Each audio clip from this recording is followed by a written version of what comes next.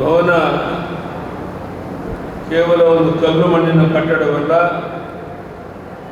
ಇದು ಸೇವೆ ಮತ್ತು ಕಾಳಜಿಯ ಪ್ರತೀಕವಾಗಿದೆ ಅಂತ ನಾನು ಭಾವಿಸಿದ್ದೇನೆ. ಚಿಕ್ಕಮಗಳೂರಿನ ಸಮಸ್ತ ವೀರಶೈವ ಲಿಂಗಾಯತ ಸಮಾಜದ ಏಕತೆಯ ಪ್ರತೀಕವಾಗಿರುವ ಈ ಭವನ ಮುಂದಿನ ಎಲ್ಲ ಉಪಕ್ರಮಗಳಲ್ಲಿ ಸಮಸ್ತ ಸಮಾಜ ಒಗ್ಗಟ್ಟಿನಿಂದ ಪರಸ್ಪರ ಸಹಕಾರ ಸಹಯೋಗದಿಂದ ಮುಂದುವರಿಯಲು ಈ ಭವನ ಒಂದು ಸ್ಮರಣಕ್ಕೆ ಆಗಲಿ ಅಂತ ನಾನು ಹಾರೈಸ್ತೇನೆ. ಸಮಾಜ ಸಂಘಟಿತವಾಗ ಮಾತ್ರ ಅಭಿವೃದ್ಧಿ ಸಾಧ್ಯ ಅನ್ನೋದು ನಿಮಗೆಲ್ಲ ಗೊತ್ತಿರುವಂಥ ಮಾತು.